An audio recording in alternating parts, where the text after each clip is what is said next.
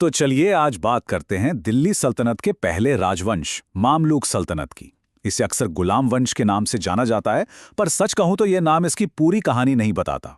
असल में यह कहानी है एक बहुत बड़े एक्सपेरिमेंट की कि कैसे एक सैन्य जीत को एक टिकाऊ, एक मजबूत सरकार में तब्दील किया जाए। तो आज हम क्या क्या देखने वाले हैं। सबसे पहले हम समझेंगे कि ये राज्य बनाने का एक्सपेरिमेंट आखिर था क्या। फिर हम मिलेंगे उन लोगों से जिन्होंने इस सल्तनत की नींव रखी। इसके बाद हम देखेंगे एक रानी और ताकतवर अमीरों के बीच सत्ता का संघर्ष। फिर जानेंगे एक ऐसे सुल्तान के बारे में जिसने लोहे के हाथ से शासन किया। और आखिर में हम देखेंगे कि इस सल्तनत ने भविष्य के लिए क्या विरासत छोड़ी। तो शुरू करते हैं। देखिए, इस राजवंश के लिए सबसे बड़ी चुनौती सिर्फ जमीन जीतना नहीं थी, बल्कि उस जीती हुई जमीन पर एक ऐसी सरकार बनाना था जो टिक सके। उन्होंने एक ऐसा राज्य बनाया जो सिर्फ तलवार के दम पर नहीं, बल्कि एक मजबूत सिस्टम पर खड़ा था। और यही वो चीज है जो उन्हें पहले के हमलावरों से एकदम अलग बनाती है। अब आता है सबसे बड़ा सवाल। जैसे ही हम गुलाम शब्द सुनते हैं, हमारे दिमाग में एक खास तस्वीर बनती है ना? लेकिन क्या यहां इसका मतलब वही है जो हम आमतौर पर सोचते हैं? चलिए इस गलतफहमी को दूर करते हैं। देखिए, मामलुक शब्द का मतलब वो नहीं है जो हम आज गुलाम से समझते हैं। ये कोई घरेलू नौकर नहीं थे। ये तो हाईली स्किल्ड, ट्रेंड मिलिट्री और एडमिनिस्ट्रेटिव एक्सपर्ट्स थे। जरा सोचिए, एक ऐसा सिस्टम जहां आपकी काबिलियत आपके जन्म से ज्यादा मायने रखती थी। एक मामलुक अपनी काबिलियत के दम पर सुल्तान के पद तक पहुंच सकता था। तो इनका मिशन बिल्कुल क्लियर था। सिर्फ जीतना नहीं है, बल्कि एक ऐसा सिस्टम बनाना है जो लंबे समय तक चले। यही वो चुनौती थी जिसने इस पूरे दौर की कहानी को शक्ल दी। तो सवाल यह है कि इस टिकाऊ हुकूमत की नींव रखी किसने? देखिए, शुरुआत तो कुतुबुद्दीन ऐबक ने की थी, लेकिन इस सल्तनत को एक साम्राज्य का ठोस आकार देने वाले जो असली आर्किटेक्ट थे, वो थे इल्तुतमिश। ज्यादातर इतिहासकार इस बात पर सहमत हैं कि ऐबक ने एक तरह से एक मिलिट्री बेस बनाया था, लेकिन उसे एक असली राज्य में बदलने का काम इल्तुतमिश ने किया। उन्होंने अपने खिलाफ खड़े सभी गवर्नरों को झुकाया और पूरी सल्तनत को एक सेंट्रल पावर के नीचे ले आए। इल्तुतमिश का तरीका बड़ा सिस्टमैटिक था। सबसे पहले उन्होंने अपने सभी पॉलिटिकल दुश्मनों को रास्ते से हटाया। फिर उन्होंने खलीफा से मान्यता लेकर अपनी हुकूमत को पूरी इस्लामी दुनिया में एक लेजिटिमेसी, एक वैधता दिलाई। और आखिर में उन्होंने एक ऐसा एडमिनिस्ट्रेटिव सिस्टम बनाया जो वाकई में काम करता था। और इस प्रशासन की रीढ़ की हड्डी थी इक्ता प्रणाली। अब ये क्या थी? ये जमींदारी से बिल्कुल अलग थी। इसमें अधिकारियों को जमीन का मालिकाना हक नहीं दिया जाता था, बल्कि सिर्फ उस जमीन से टैक्स वसूलने का अधिकार मिलता था। और इसी टैक्स के पैसे से वे सुल्तान के लिए एक सेना रखते थे। कितना स्मार्ट सिस्टम था ये! और ये फर्क समझना बहुत बहुत जरूरी है। इक्ता सिस्टम में जो अधिकारी होते थे, यानी इक्तादार, वो सुल्तान के कर्मचारी थे। उन्हें सैलरी की जगह टैक्स कलेक्शन का राइट मिलता था। जबकि सामंतवाद में जमीन सामंत की अपनी प्रॉपर्टी होती थी। इक्ता सिस्टम ने सारी की सारी ताकत सुल्तान के हाथों में केंद्रित कर दी। इल्तुतमिश के बाद सल्तनत में एक नया ड्रामा शुरू होता है। यह संघर्ष था एक शक्तिशाली शासक और उससे भी ज्यादा शक्तिशाली अमीर वर्ग के बीच।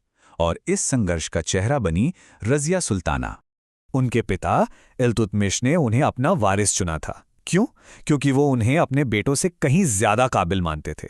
जरा सोचिए, उस जमाने में ये कितना बड़ा, कितना प्रोग्रेसिव कदम रहा होगा। तो सवाल ये उठता है कि अगर वो इतनी काबिल थीं, तो रज़िया का शासन सिर्फ 4 साल ही क्यों चला? क्या वजह थी उनके पतन की? इसका जवाब रज़िया की काबिलियत में नहीं, बल्कि उस समय की पॉलिटिक्स में छिपा है। उनके पतन का सबसे बड़ा कारण था तुर्की अमीरों का एक बहुत ही ताकतवर ग्रुप, जिसे चेहलगानी या 40 का दल कहते थे। और मजे की बात यह है कि इस गुट को रज़िया के पिता इल्तुतमिश ने ही अपने 40 सबसे वफादार लोगों को मिलाकर बनाया था। पर अब यही गुट सत्ता पर अपनी पकड़ कमजोर नहीं होने देना चाहता था। यहां पर टकराव बिल्कुल साफ था। रज़िया एक मजबूत सेंट्रलाइज्ड रूलर बनना चाहती थी, जो सारे फैसले खुद लें, जबकि चेहलगानी चाहते थे कि सुल्तान बस एक कठपुतली हो जो उनके इशारों पर नाचे। और जब रज़िया ने काबिल गैर तुर्की लोगों को ऊंचे पद देने शुरू किए, तो इन तुर्की अमीरों को लगा कि उनकी तो पूरी मोनोपोली ही खतरे में पड़ गई है।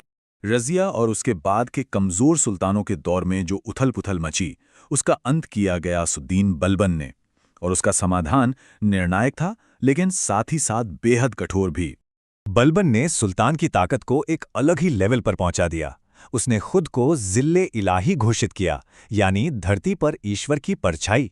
इसका मतलब साफ था, सुल्तान सिर्फ और सिर्फ खुदा को जवाब देगा, किसी अमीर या चहलगानी को नहीं। ये सुल्तान की पावर को अनलिमिटेड और हर सवाल से परे बनाने का एक जबरदस्त तरीका था।